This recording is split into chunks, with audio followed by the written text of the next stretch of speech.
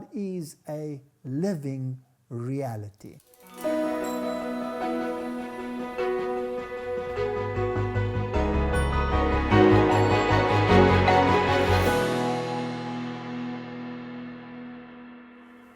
I remember the day as if it was yesterday, when I sat in that Roman Catholic church waiting for a priest to come and absolve me from my sins.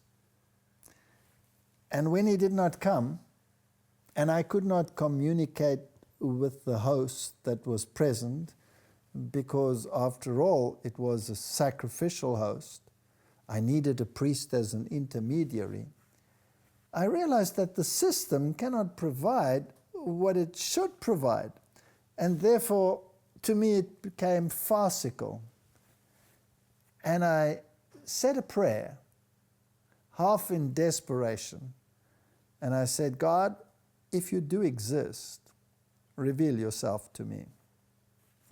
And then I went home, absolutely determined to return to my atheism and to leave religion and all its manifestations behind me. And when I came home, and I was looking for something, and I found this little document which says that Rome had changed the commandments of God. And I looked at this, and they had a list of the catechism commandments, and I needed a Bible to verify that it had been changed, and eventually I found the Bible in my home, strangely enough, and compared the two and found that it actually was so. And then had a Bible study on this issue and on Daniel chapter 7, and discovered that yes, indeed, man had manipulated God's law. The audacity of it to supersede God in power and authority. And this started my search.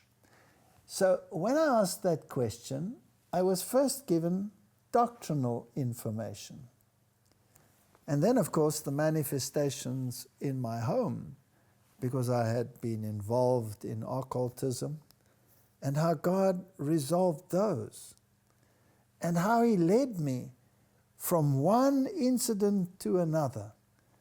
When I had a particular problem about some geological or biological criterion which seemed to contradict what the Bible was teaching, I would always find exactly the right book in the library at exactly the right time to make me think about these issues on another level. And how God dealt with us over the years. When we had nothing, how He provided for us. I remember sitting around a table after having committed myself to believe that God exists and that He does care about each and every individual as He would take care of the sparrows.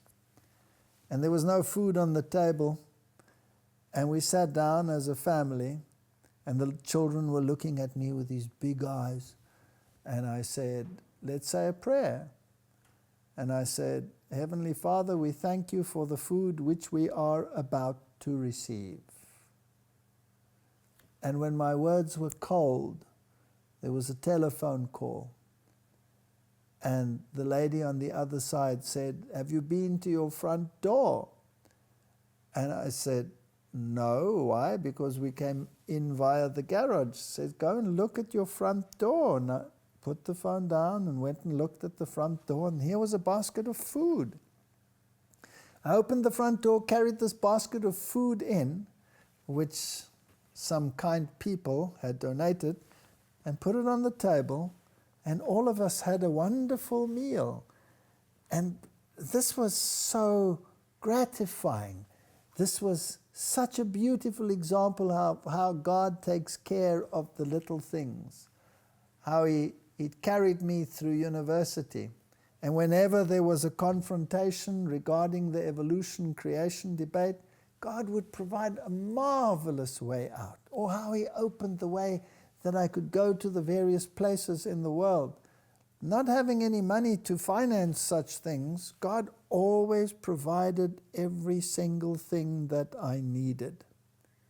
And not only that, when I was away, who would take care of my family? God took care of that as well.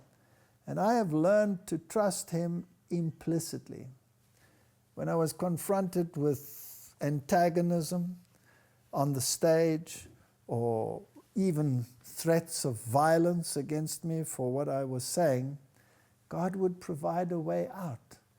And I believe that He will give His angels charge over you, and that He will take care of you according to His promise, because I have experienced it in my own life. To me, God is a living reality. I cannot see Him, I cannot touch Him, but I absolutely believe that He is involved at every single level of my life. And like Job, I would say, even if He slay me, yet will I trust Him.